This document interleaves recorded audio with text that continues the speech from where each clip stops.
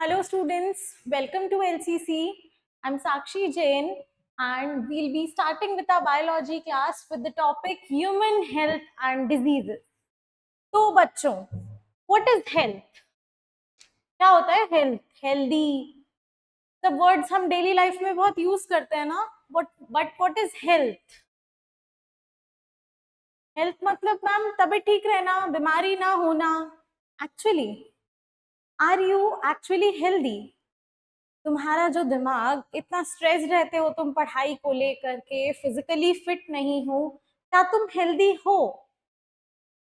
देखो, when it comes to health there are three things which are highly important, and those three things are: health is a state of complete physical, mental and social well-being.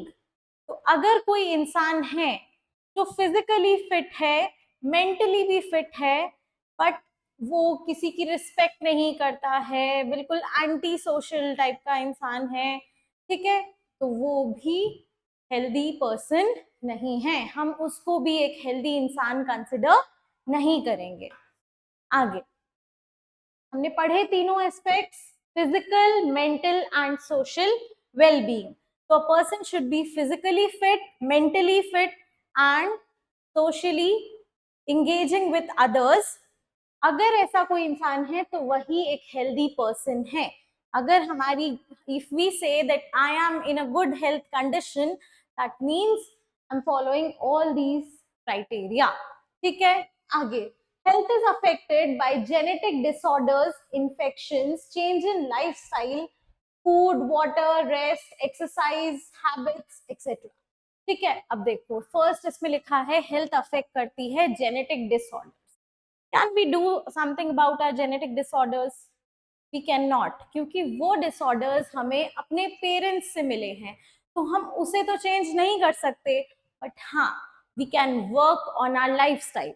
आजकल तुम लोग जो रात रात को Netflix देख के सोते हो, फोन पे गेम्स खेलते रहते हो, स्लीपिंग टाइम कम हो गया है ना, तो ये सारी जो चीजें हैं, जो तुम्हारी लाइफस्टाइल चेंज हो रही है, तो ऐसी नहीं होनी चाहिए। Basically you should have a good lifestyle, life में हर चीज का प्रॉपर बैलेंस होना चाहिए, प्रॉपर स्लीपिंग टाइम हो, थोड़ा बहुत एक्सरसाइज करना चाहिए, योगा करो। other than that we should maintain our personal hygiene and public hygiene as well, जैसे कि हमें क्लीन फूड एंड वाटर है ना कंज्यूम करना चाहिए। तुम लोग रोड पे जाके जो भी इधर उधर का कुछ खा लेते हो, ध्यान भी नहीं देते हो, कभी उस पे हाउस फ्लाइज होती है, कभी कुछ, तो it's not good, actually not good. अभी हम चैप्टर में आगे पढ़ेंगे कि बहुत सारी इन्फेक्शियस डिजीज होती है जो इन्हीं चीजों की वजह से फैलती है। ठीक है, तो हमें इन सब बातों पे भी ध्यान देना है। और इन्फेक्शंस, प्रॉपर रेस्ट चाहिए हमारी बॉडी को। ऐसा नहीं है कि हमें मेहनत करनी है तो हम 24 घंटे नहीं, अगर मेंटल रेस्ट नहीं मिलेगा, ब्रेन को रेस्ट नहीं मिलेगा, तो इवन ब्रेन भी हैंग हो जाएगा, वो भी वर्क नहीं कर पाएगा। तो proper at least 7 to 8 hours of sleep is necessary. तो टाइम पे सो जाया करो, कंप्लीट योर स्लीप। पर इसका मतलब ये भी नहीं है कि दिन भर सोते रहना है और बहुत लेजी हो जाना है। एक्सरसाइज वेल, स्टार्टिंग में ही कहा था, हर चीज का बैलेंस जरूरी है। इसके अलावा waste disposal, waste disposal is also an important criteria. मान लो तुम खुद को तो बड़ा हाइजीनिक रख रहे हो, पर कमरा ऐसे, चारों तरफ कचरा, ठीक है, आसपास बहुत सब कुछ है ना गंदा हो रहा है, तो इवन दैट इज अनहाइजीनिक, वहां से भी बीमारी होने के चांसेस बढ़ सकते हैं। तो हमें पर्सनल हाइजीन के साथ साथ अपनी सराउंडिंग्स को भी क्लीन रखना है, वेस्ट डिस्पोजल प्रॉपर करना है, जिससे कि ऐसी चीजें ना हो। ठीक है, mind influences immune system through neural and endocrine systems and thereby health. When the functioning of organs or systems of the body is adversely affected, it is called a disease. So the first point tells us कि हमारा जो mind है वो हमारे immune system को भी तो influence करता है। हमारा इम्यून सिस्टम अगर हम ऐसे देखें तो कौन मतलब वर्क कर रहा है, इम्यून सिस्टम को रन कौन कर रहा है? हमारे व्हाइट ब्लड सेल्स, ठीक है, बाय द, और किसकी हेल्प से कर रहे हैं? न्यूरल और एंडोक्राइन सिस्टम की, control and coordination.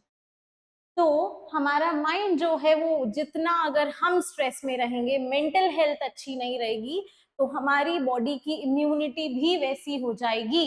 And immunity is highly necessary अगर हमें किसी भी डिजीज से फाइट करना है। नहीं तो कैसे लड़ोगे किसी भी बीमारी से? किसी भी बीमारी से लड़ने के लिए हमारी बॉडी जो सिस्टम का यूज करती है, that system is immune system. अब डिजीज क्या होती है? अभी हम हेल्थ की बात कर रहे थे कि हेल्दी फिजिकली भी, मेंटली, सोशली, अगर वो नॉर्मल फंक्शनिंग जो है बॉडी की वो रुक जाए, ठीक है, या उसमें कुछ डिस्ट्रप्शंस आ जाए, उसको हम क्या बोलेंगे? Disease. when the functioning of organs or systems of the body is affected, it is known as disease. Basically, if any aspect of our good health is affected, it is called as a disease.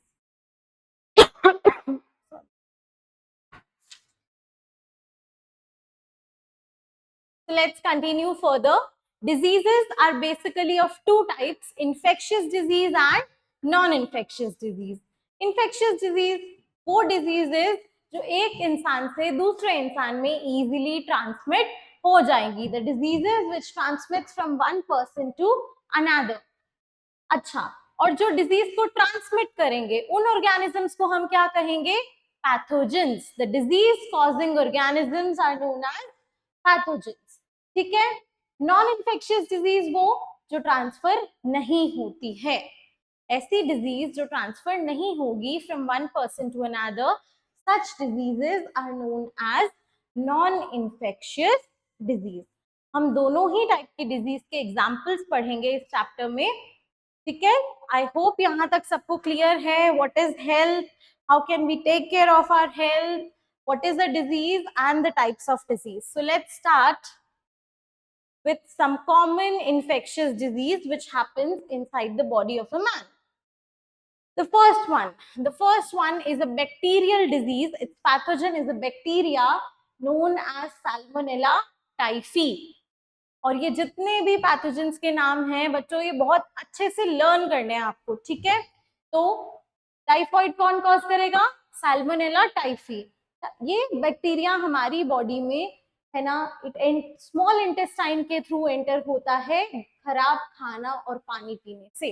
देख लो, इधर उधर road पे कुछ भी खा लेते हो ना, और वो पानी अगर गंदा हो, उनके अंदर ये बैक्टीरिया हो, तो फिर ये हमारी बॉडी में एंटर कर जाएंगे और हमारी स्मॉल इंटेस्टाइन को अफेक्ट करेंगे, और स्मॉल इंटेस्टाइन से फिर ये ब्लड के थ्रू बाकी ऑर्गन्स में भी पहुंच जाते हैं.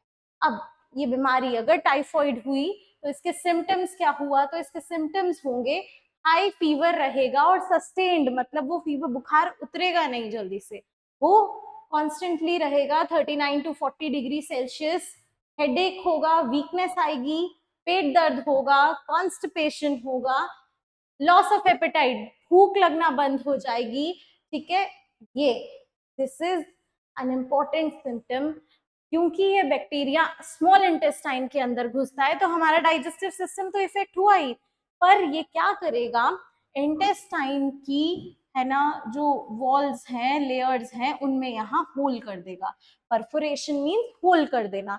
तो इंटेस्टाइन की वॉल्स पे जब यहाँ ऐसे होल्स हो जाएंगे तो उस वजह से क्या होगा? इंटेस्टाइन फूड प्रॉपरली डाइजेस्ट नहीं होगा और इन परफोरेशन की वजह से डेथ भी हो सकती है. ठीक है. तो it is a fatal disease. और किससे हुआ था? बस खरा गंदा खाना या पानी पीने से. तो इसीलिए जिन छोटी छोटी चीजों का हम ध्यान रख सकते हैं, हमें रखना चाहिए, और ऐसा खाना या पानी कंज्यूम नहीं करना है. ठीक है. पॉइंट्स याद रखने हैं. Typhoid caused by salmonella typhi, small intestine में होगा और फिर ब्लड के थ्रू पूरी बॉडी में पहुंचेगा, food and water, contaminated food and water के थ्रू, एंड इसके सिम्टम्स. अच्छा, सबसे पहले है ना, जिस लेडी को टाइफॉइड हुआ था उसको कहते हैं, उसका एक निक नेम रख रखा है टाइफॉइड मैरी. ठीक है. Actually she was a cook. उनका असली नाम मैरी मेलन था और प्रोफेशनल कुक थी. और जिन जिन को ये खाना, जो जो इनके हाथ का खाना खाता था, अपेरेंटली उन सबको टाइफॉइड होने लगा था। फिर फाइनली बहुत टाइम बाद सबको जाके पता पड़ा कि she was the first carrier, और इन्होंने ही फिर वो आगे स्प्रेड करती गई। Let's read this out. Mary Mellon, nicknamed Typhoid Mary, was a professional cook. She was a typhoid carrier who continued to spread typhoid for several years through the food she prepared. ठीक है, जो food ये prepare करती थी उसके through. अब typhoid अगर किसी को हुआ है या नहीं हुआ है, ये पता करने के लिए टेस्ट होता है, and that test is Widal test. ठीक है, तो our second disease, second bacterial disease is pneumonia. ये भी बहुत कॉमन आपने नेम सुना होगा, जैसे टाइफॉइड है तो ये हमारे लंग्स को इफेक्ट करती है। याद रखते जाना बच्चों, ठीक है।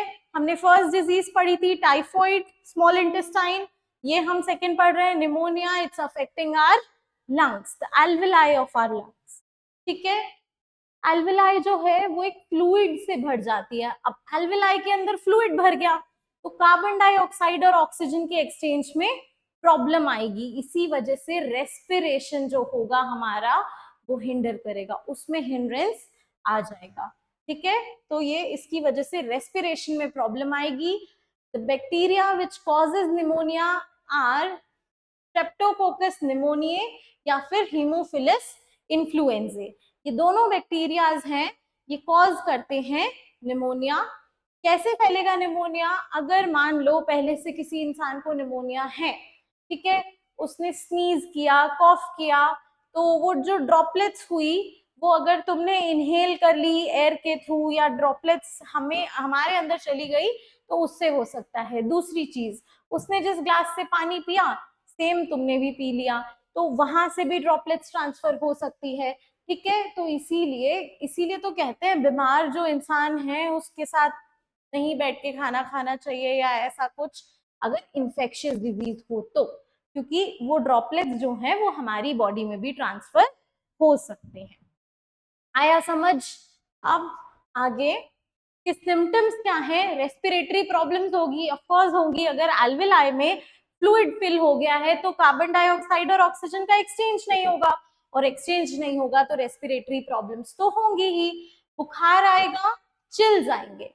ठीक है, चिल्स के साथ साथ कॉफ, हेडेक, और सीवियर केसेस में क्या होता है, लिप्स और फिंगर नेल्स जो होते हैं वो ग्रे से लेकर के ब्लूइश कलर के भी हो जाते हैं। मतलब उनका कलर थोड़ा, क्योंकि ब्लड में ऑक्सीजन की कमी हो जाती है तो हीमोग्लोबिन के लॉस की वजह से क्या होगा, लिप्स और फिंगर नेल्स जो होंगे वो ग्रेइश या ब्लूइश कलर के हो जाएंगे। ठीक है, याद रहेगा, Streptococcus pneumonia, Haemophilus influenza, respiratory disease. Next, अब दो बैक्टीरियल डिजीज पड़ी थी, सुनाओ viral. Viral disease is common cold. ये बहुत कॉमन बीमारी है, थोड़ा सा मौसम चेंज होता नहीं है, गर्मी सर्दी वाला, और कोल्ड हो जाता है। ठीक है, थोड़ी सर्दियां ज्यादा होगी तो कोल्ड हो जाएगा। तो कॉमन कोल्ड बेसिकली एक वायरल डिजीज है जो हमारे नोज और रेस्पिरेटरी पैसेज को इफेक्ट करेगी बट लंग्स को नहीं करेगी। ठीक है, ये कॉज करता है rhinovirus. Rhinovirus is the causative agent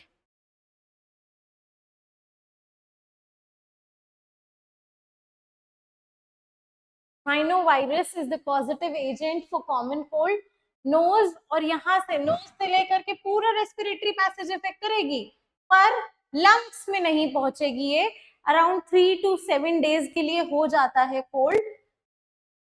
rhinovirus pathogen है।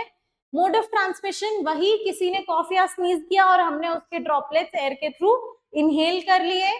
ठीक है, कंटेमिनेटेड ऑब्जेक्ट्स सच एज, जैसे मान लो तुम पढ़ रहे हो, तुमने पढ़ते पढ़ते है ना कॉफ या स्नीज, तो वो बुक्स पे चली जाएंगी ड्रॉपलेट्स। ठीक है, पेन पे चली जाएगी, किसी और बच्चे ने, तुम्हारे फ्रेंड ने वही पेन उठाया और पढ़ते पढ़ते तुम लोग ऐसे पेन खा लेते हो। ठीक है, तो वो उसकी बॉडी में भी ट्रांसफर हो गए, या उसने उस बुक को हाथ लगाया फिर कुछ खाना खा लिया, तो वो हाथ गंदे थे ना, इसीलिए we should wash our hands before having our meals. ठीक है, इट्स नॉट नेसेसरी कि हाथ तो साफ है मैंने कुछ नहीं किया, बैक्टीरियाज एंड वायरस होते हैं, हमें दिखाई नहीं देते।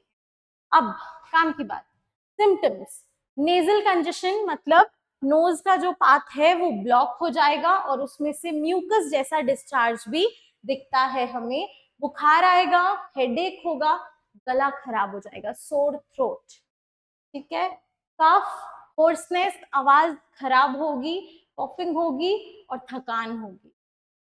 ये सारे सिम्टम्स हैं कॉमन कोल्ड के, and common cold is a viral disease caused by the virus rhino virus.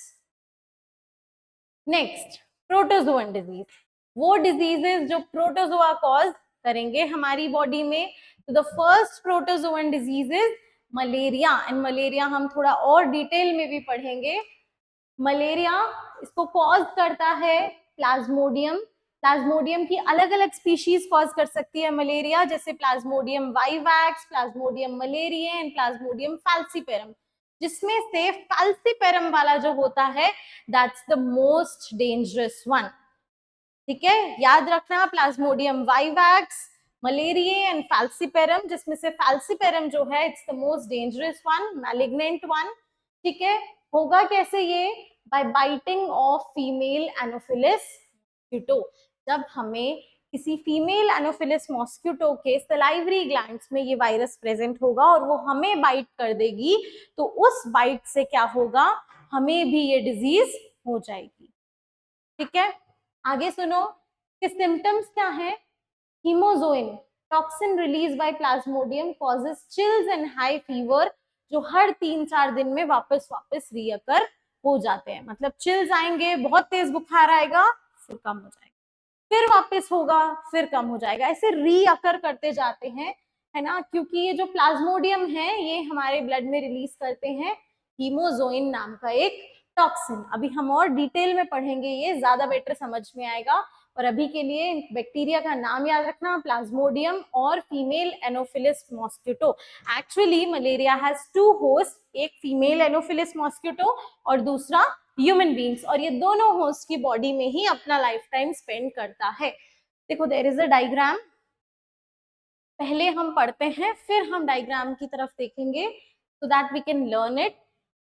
Let's see, यहाँ से स्टार्ट करेंगे। सबसे पहले मॉस्किटो ने बाइट किया किसी ह्यूमन बीइंग को, ठीक है। मॉस्किटो के स्पोरोजोइड्स जो हुए वो कहाँ चले गए, ह्यूमन बीइंग की बॉडी के अंदर, और वो सबसे पहले पता है कहाँ पहुंचते हैं, जाके लीवर में। ब्लड के थ्रू वो सारे स्पोरोजोइड्स जाएंगे हमारे लीवर में। लीवर में जाने के लिए वहां पे वो एसेक्सुअल रिप्रोड्यूस करेंगे। एसेक्सुअल रिप्रोडक्शन से, है ना, जो सेल्स होंगे वो ब्लड में रिलीज कर देंगे, और ये asexual reproduction red blood cells में होगा। इसकी वजह से रेड ब्लड सेल्स जो होंगे वो बर्स्ट हो जाएंगे और उनमें एक टॉक्सिक सब्सटेंस रिलीज होता है, and that toxic substance is known as hemozoin, ठीक है, नाम याद रखना, हीमोजोइन। और ये हीमोजोइन रिलीज होते ही बार बार फीवर और बाकी चिल्स, जो भी सिम्टम्स हैं, हेडेक है, स्टमक एक, ये सब स्टार्ट हो जाएगा। अब गैमेटोसाइट्स जो होंगे वो रिलीज हो जाएंगे रेड ब्लड सेल्स में। यहाँ तक हुआ मेल वाला पार्ट, मतलब ह्यूमन बींग्स वाला पार्ट, मैन वाला पार्ट। ह्यूमन होस्ट में इतना होगा कि गैमेटोसाइट्स रिलीज हो गए। अब मॉस्किटो ने बाइट किया ऐसे इंसान को जिसको मलेरिया है, तो मॉस्किटो की बॉडी में क्या होगा, फीमेल मॉस्किटो जो है वो ब्लड को सक कर रही है गैमेटोसाइट्स में, वो गैमेटोसाइट क्या करेंगे, मॉस्किटो के गट के अंदर फर्टिलाइजेशन कर लेंगे और फर्दर डेवलप हो जाएंगे, और वो डेवलप होके कहाँ जाएंगे, उसके सलाइवरी ग्लैंड में। उसके सलाइवरी ग्लैंड में ये मॉस्किटोज क्या करते हैं, चले जाते हैं, इन्फेक्टिव स्टेजेस जो होती है जिनको हम स्पोरोजोइट कहते हैं, वो स्पोरोजोइट उसके सलाइवरी ग्लैंड में चले जाते हैं, और फिर वही मॉस्किटो किसी और इंसान को बाइट करेगी तो ये स्पोरोजोइट चले जाएंगे, एंड द साइकिल कंटिन्यूज। अब एक बार और सीख लेते हैं हम सेम साइकिल जल्दी से, फिर डायग्राम देख के भी है ना कंटिन्यू करेंगे। मॉस्किटो ने किसी ह्यूमन बीइंग को बाइट किया, ह्यूमन बीइंग के ब्लड में वो चले गए, ब्लड के थ्रू कहां से चल जाएंगे स्पोरोजोइट, लीवर जाएंगे। लीवर में क्या होगा, एसेक्सुअल रिप्रोडक्शन स्टार्ट होगा, है ना, जिसकी वजह से सेल्स जो होंगे वो बर्स्ट होके ब्लड में आएंगे, ब्लड में रेड ब्लड सेल्स के अंदर एसेक्सुअल रिप्रोडक्शन कंटिन्यू होगा और रेड ब्लड सेल्स रप्चर हो जाएंगे, ठीक है, और वो एक पिगमेंट रिलीज करेंगे नोन एज हीमोजोइन। हीमोजोइन की वजह से हाई फीवर होगा, बाकी सिम्टम्स दिखेंगे हमें, और इसके बाद रेड ब्लड सेल्स में ही गैमेटोसाइट्स बन जाते हैं। फिर किसी मॉस्किटो ने बाइट करा तो उसकी गट के अंदर वो गैमेटोसाइट्स फर्टिलाइज कर लेते हैं और डेवलप करते हैं, डेवलप करके वो फॉर्म करेंगे स्पोरोजोइट्स, और ये स्पोरोजोइट्स जो इन्फेक्टिव स्टेज है ये उसी मॉस्किटो के, है ना, सलाइवरी ग्लैंड में स्टोर हो जाएंगे। जैसे ही वो मॉस्किटो किसी और को बाइट करेगा वो सलाइवरी ग्लैंड से उस ह्यूमन होस्ट में चले जाएंगे। And this is how the life cycle of Plasmodium works. देखो यही यहाँ पे दिखाया है हमें, यहाँ से ये बाइट कर रहा है, स्पोरोजोइड्स आ रहे हैं, ठीक है, ऐसे यहाँ से स्पोरोजोइड्स लीवर में गए, लीवर से रेड ब्लड सेल्स में एसेक्सुअल रिप्रोडक्शन हुआ, गैमेटोसाइट्स बने, गैमेटोसाइट्स वापस आए इधर मॉस्किटो के पास, मॉस्किटो में स्पोरोजोइड बने और स्पोरोजोइड उसकी सलाइवरी ग्लैंड में सेव हो। ठीक है, आया, आई होप हमने 3 टाइम्स रिपीट किया है, आप लोगों को अब मलेरिया की साइकिल लर्न हो गई होगी।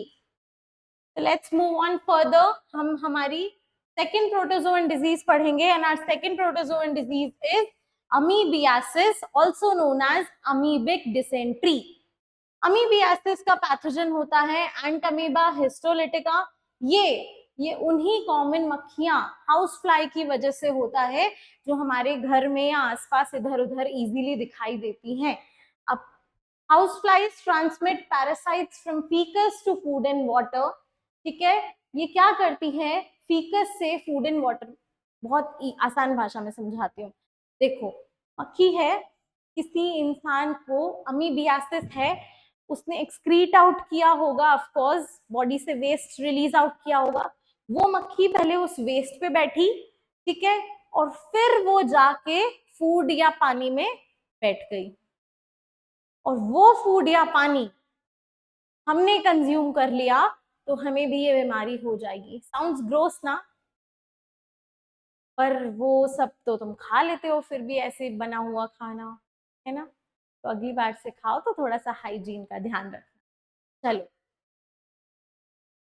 अब इसके सिम्टम्स क्या है, कॉन्स्टिपेशन होगा, एब्डोमिनल पेन, एब्डोमिन वाले रीजन में दर्द होगा, ठीक है, क्रैम्प्स आएंगे, क्रैम्प्स मतलब हमारी मसल्स थोड़ी है ना कॉन्ट्रैक्ट या रिलैक्स करती है तो क्रैम्प्स फील होते हैं, दर्द होता है।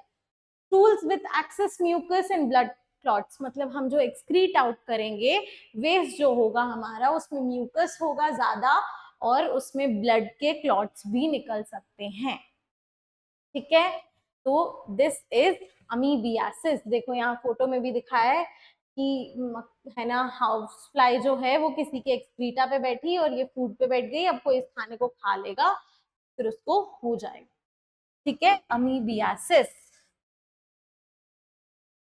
Okay, now helminthic disease, helminths जो कॉज करते हैं, प्लाटी हेलमेंट्स और एस्क हेलमेंट्स जो भी डिजीज कॉज करेंगे वो, उसमें हम सबसे पहले पढ़ेंगे एस्कैरियासिस, राउंड वॉर्म्स, ठीक है, राउंड वॉर्म्स एस्कैरिस जो है वो कॉज करेगा इसको, एस्कैरिस कॉज कर रहा है इसीलिए बीमारी का नाम भी इजी इजी रख दिया है एस्कैरियासिस। ये कैसे ट्रांसमिट होगी, सॉइल वाटर वेजिटेबल्स फूड्स जो कंटेमिनेटेड होंगे with the faeces containing eggs of parasites, मतलब एस्कैरियासिस के जो एग्स होंगे जो सॉइल में, पानी में, वेजिटेबल्स में या फ्रूट्स में मिक्स्ड है, उनके थ्रू ये बीमारी हो जाती है। ये वर्म्स फिर हमारी बॉडी में एंटर कर जाते हैं, इनके एग्स एंटर कर गए तो ये हमारी बॉडी में बढ़ जाते हैं, ठीक है, जिसकी वजह से बॉडी में अंदर के अंदर इंटरनल ब्लीडिंग हो जाएगी क्योंकि ये आर्टरीज और वेन्स की वॉल को ही या फिर उनमें होल्स कर देंगे, perforation of the walls of arteries और वेन्स, जिसकी वजह से क्या होगा, इंटरनल ब्लीडिंग होगी, मसल्स में पेन होगा, फीवर आएगा। अच्छा एक बात, हाँ, व्हाट इज फीवर, हम हर बीमारी में पढ़ रहे हैं फीवर आता है, फीवर आता है, हमें घर में फीवर आता है हम पैरासीटामोल उठा के खा लेते हैं, खाते हो ना, तो ऐसा क्यों, फीवर क्या होता है,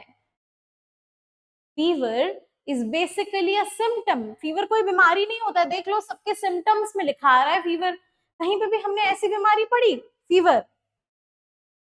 हाँ, अलग अलग टाइप के फीवर हैं, पर फीवर तो एक बीमारी नहीं है ना, फीवर सिम्टम है। कैसे? पर हम तो यही बोलते हैं बीमार हो गया यार, फीवर हुआ है। फीवर सिम्टम कैसे है मैं समझाती हूँ। व्हाइट ब्लड सेल्स, अभी बताया था, हमारी बॉडी को किसी भी बीमारी से लड़ना हो तो कौन लड़ेगा? हमारे व्हाइट ब्लड सेल। तो व्हाइट ब्लड सेल सबसे पहला स्टेप क्या लेते हैं?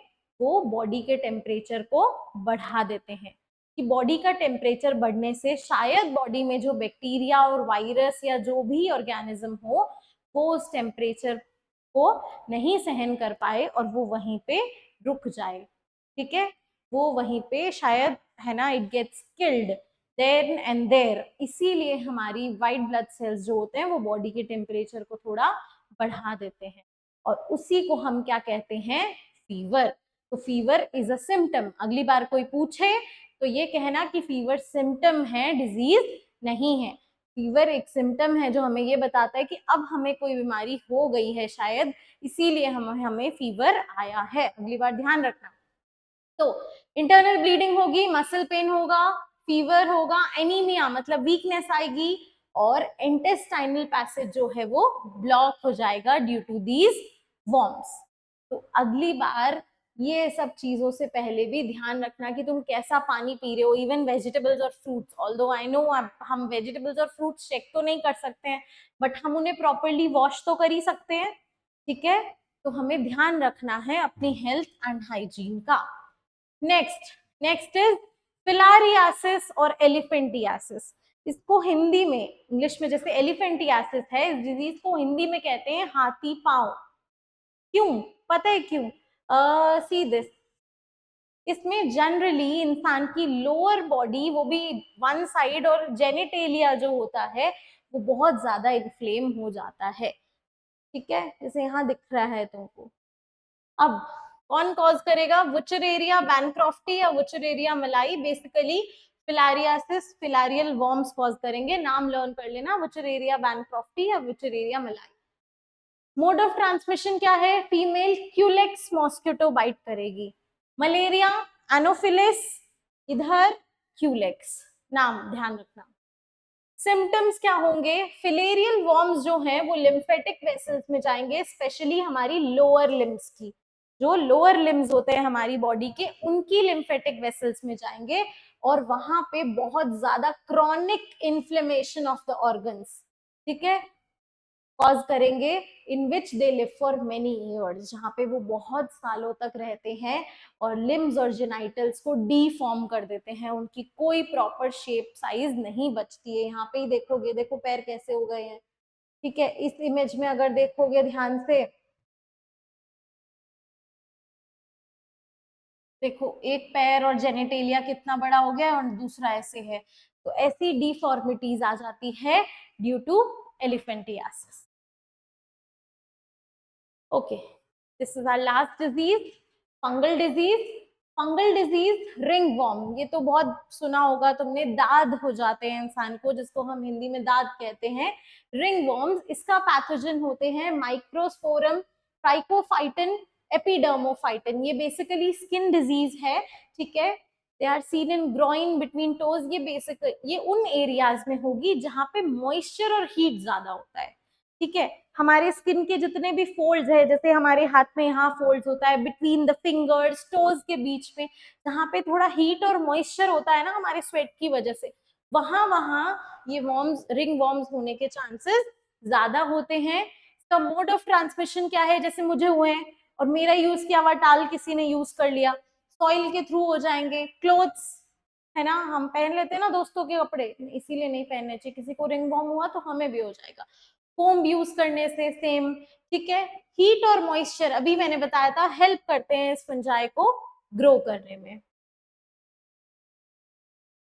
इसीलिए हमें अपने हाथ प्रॉपरली धो के रखने चाहिए, क्योंकि हाथ नहीं धोने से भी होते हैं, स्किन को बहुत देर तक गीला रखने से भी होते हैं डैम्प स्किन, या फिर जो इन्फेक्टेड है उससे क्लोज कांटेक्ट में आए तो भी ये हो सकते हैं। अब सिम्टम्स क्या हैं? ड्राई स्केली लेजियंस, लेजियंस मतलब समथिंग लाइक दिस, ऐसे स्पॉट्स, स्किन थोड़ी थोड़ी पील ऑफ हो जाएगी यहाँ से, ये दिखेंगे हमें स्किन पे, नेल्स पे, हमारे स्कैल्प पे, जैसे यहाँ दिख रहे हैं इस इमेज में, ठीक है। और बहुत ज्यादा इचिंग होगी इन एरियाज में। That's it. अब हमने इतनी सारी डिजीज पढ़ी, typhoid, malaria, elephantiasis, common cold, ringworm, ठीक है, ऑल दी एस्कैरियासिस, निमोनिया, है ना, आप लोगों को समझ में आया। अब ये जो डिजीज है इनसे प्रिवेंशन और कंट्रोल भी तो हमें करना सीखना होगा ना। There might be some ways जिससे हम प्रिवेंट कर सकते हैं या कंट्रोल कर सकते हैं ऐसी डिजीज को। सबसे पहले कुछ चीजें, जैसे कि हमें पर्सनल हाइजीन मेंटेन करनी है, हमें पब्लिक हाइजीन जो है वो मेंटेन करनी है। पर्सनल हाइजीन मेंटेन करने के लिए हम अपनी बॉडी को क्लीन कर रखेंगे, हम क्लीन ड्रिंकिंग वाटर और फूड कंज्यूम करेंगे, ठीक है। पब्लिक हाइजीन में हम वेस्ट डिस्पोजल प्रॉपर करेंगे, आसपास की जगहों को साफ रखेंगे, प्रॉपरली डिसइंफेक्ट करके रखेंगे, है ना। जो एयरबॉर्न डिजीज है उसके लिए भी हमें पर्सनल और पब्लिक हाइजीन मेंटेन करनी है, और जो इन्फेक्टेड लोग हैं उनकी पर्सनल बिलोंगिंग से थोड़ा दूर रहना है, ठीक है। ऐसी बीमारियां जो कंटेमिनेटेड वाटर की वजह से हो रही है, जैसे मलेरिया, फिलारियासिस, डेंगू फीवर होता है, चिकनगुनिया होता है, वो क्यों होता है? मॉस्किटो की वजह से। तो ऐसे केसेस में हमें मॉस्किटो रेपेलेंट्स यूज करने चाहिए। अगर हम बच्चे हैं, गार्डन में खेलने जा रहे हैं, ज्यादा बाहर जा रहे हैं, बहुत सारे मॉस्किटो रेपेलेंट्स आते हैं, ओडोमॉस, गुड नाइट जेल्स, हम ये सब यूज कर सकते हैं। हम अपने रूम्स में मॉस्किटो रेपेलेंट्स लगा सकते हैं, वो कॉइल्स आती है, मॉस्किटो नेट्स आते हैं। हम कोशिश करें कि हमारे घर में भी और घर के बाहर भी जो पोर्ट होल्स होते हैं, आसपास कीचड़, उनमें कहीं पे भी पानी ना हो। स्टेगनेंट वाटर मतलब ठहरा हुआ पानी जहां भी होता है वहां मॉस्किटोज ब्रीड करना स्टार्ट कर देते हैं, उसकी वजह से ये बीमारियां ज्यादा फैलती है। तो ये सब नहीं होनी चाहिए। अगर आसपास हमारे पॉन्ड है, कोई छोटा सा पूल है, तो उसमें हम गेम्बूजिया जैसी फिशेस डाल सकते हैं, क्योंकि ये फिशेस मॉस्किटो के लार्वा को खा जाती है, गैम्बूजिया, ठीक है। तो जिसकी वजह से मॉस्किटोज नहीं होंगे। इंसेक्टिसाइड स्प्रे कर सकते हैं, अगर आसपास कोई गार्डन है ऐसा हमारे, और घर के जो डोर्स हो वो उसमें हम वायर मेश लगा सकते हैं, जिसकी वजह से मॉस्किटोज अंदर नहीं आए।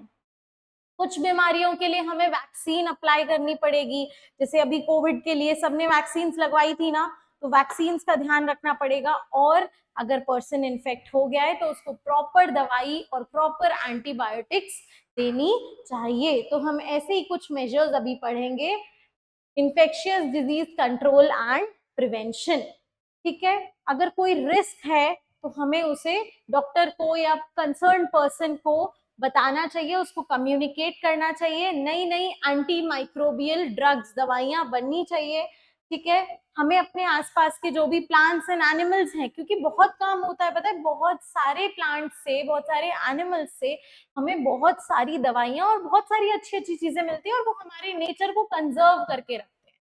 जब तक बैलेंस नहीं होगा ना, हमें ऐसा लगता है कि हम सारे जंगल काट देंगे तो हम खुश रहेंगे, हमें ज्यादा एरिया मिलेगा, ऐसा कुछ नहीं। जितना हमारी लाइफ जरूरी है उतनी ही उनकी लाइफ भी जरूरी है। इसीलिए बायोडाइवर्सिटी प्रिजर्व करके रखना, क्लाइमेट चेंज ताकि ज्यादा ना हो, ये भी हमारी, क्योंकि जितना, अच्छा अब की बार कितनी गर्मी पड़ी, इससे भी और सोचो 55 डिग्री से भी और टेम्परेचर हो जाए तो जिंदा रह पाओगे क्या? ह्यूमन बींग सहन नहीं कर सकते हैं इतना। तो हमारा लॉस है ना टेम्परेचर, हम जो पेड़ काट रहे हैं, ग्लोबल वार्मिंग बढ़ रही है, उससे लॉस किसका हो रहा है? हमारा। तो इतना क्लाइमेट चेंज नहीं होना चाहिए। इन्फेक्शियस डिजीज है तो हम प्रॉपर सर्विलेंस रखें, ध्यान रखें कि जो इंसान को है उससे थोड़ा दूरी बना के रखें, थोड़ा डिस्टेंस मेंटेन करें।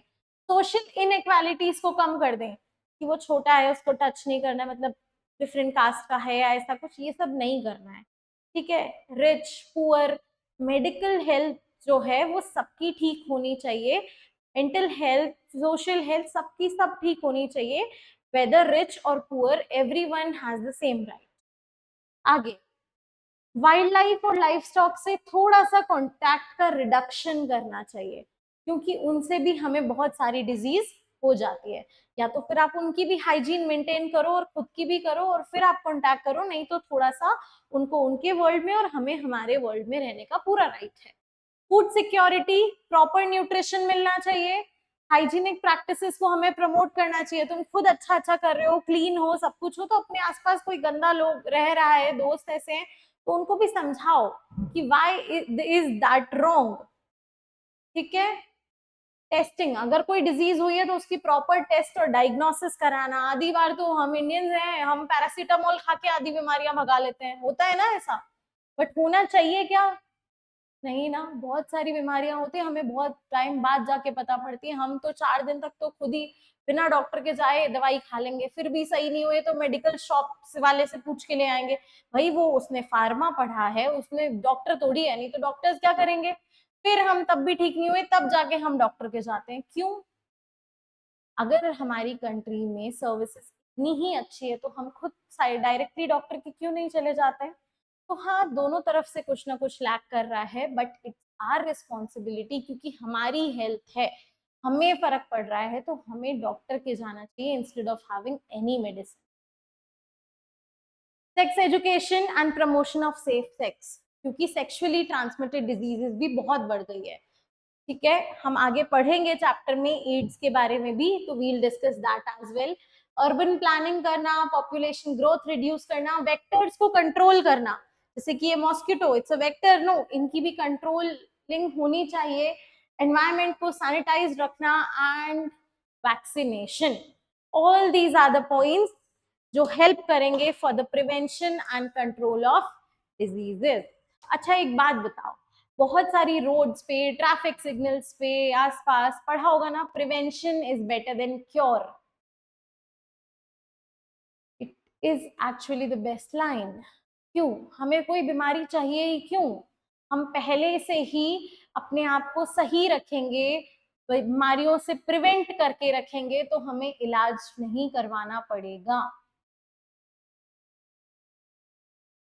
सुना है हेल्थ इज वेल्थ, क्योंकि तुम कितना भी पढ़ लो, कितना भी कमा लो, पर अगर हेल्थ खराब हो जाएगी तो फिर क्या उतनी एफिशिएंटली काम कर पाओगे? उतनी एफिशिएंटली पढ़ाई कर पाओगे क्या? और जब उतना एफिशिएंटली नहीं पढ़ पाओगे, काम नहीं कर पाओगे, तो वेल्थ भी अपने आप नीचे जाती रहेगी। इसीलिए be healthy if you want to be wealthy. ठीक है, so let's end our class today with this note, and we'll continue this chapter in our next class. Thank you.